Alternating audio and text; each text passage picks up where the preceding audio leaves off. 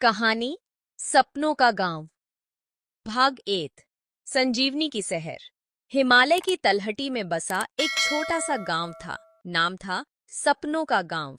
यह गांव अपने सजीव रंगीन खेतों और खुशहाल लोगों के लिए मशहूर था। गांव के लोगों की जिंदगी बेहद सरल और खुशहाल थी, लेकिन उनका सबसे बड़ा सपना था कि वे कभी अपने गांव से बाहर जाकर बड़े शहर की चमक धमक को देखें। गांव के सबसे प्यारे और होशियार लड़के राहुल का भी यही सपना था। वह हमेशा बड़े शहरों के बारे में सुनता था और उसके मन में भी इन जगहों को देखने की इच्छा बसी हुई थी।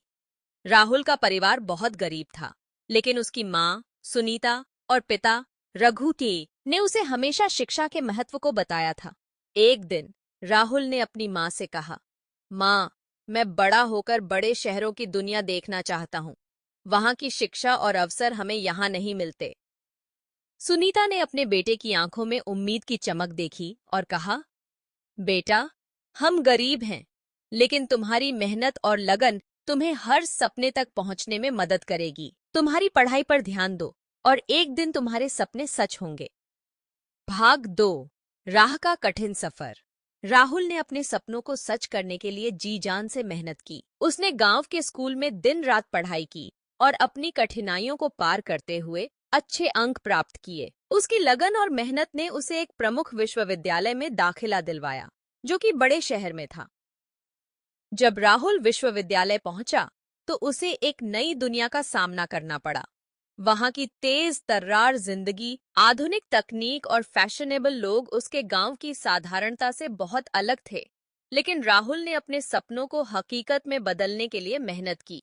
पढ़ाई के साथ साथ उसने एक छोटी सी नौकरी भी शुरू की, ताकि अपनी माँ और पिता की मदद कर सके। उसके माता पिता उसकी सफलता की खबरें सुनकर गर्व महसूस करते थे, लेकिन उन्हें राहुल की कमी भी महसूस होती थी। भाग 3। सच्ची पहचान और बलिदान। समय के साथ राहुल ने अपनी पढ़ाई में काफी सफलता प्राप्त की। वह एक बहुत ही प्रतिष्ठित कंपनी में नौकरी पाने में सफल रहा। उसकी मेहनत और लगन ने उसे बहुत कुछ सिखाया और अब वह बड़े शहर की जिंदगी को पूरी तरह से समझ चुका था। लेकिन एक दिन उसकी माँ ने उसे एक दुखद खबर दी। उसके पिता रघु एक दुर्घटना में घायल हो गए थे और अब उन्हें तुरंत इलाज की जरूरत थी। राहुल के पास पैसा नहीं था, लेकिन उसने अपने जीवन की सारी संपत्ति बेचकर अपने पिता के इलाज का इंतजाम किया। राहुल ने अपने माता पिता की देखभाल करते हुए एक नई बात सीखी।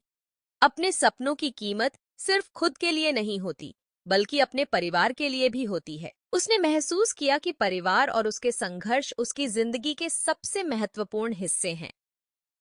भाग 4। वापस गांव की ओर।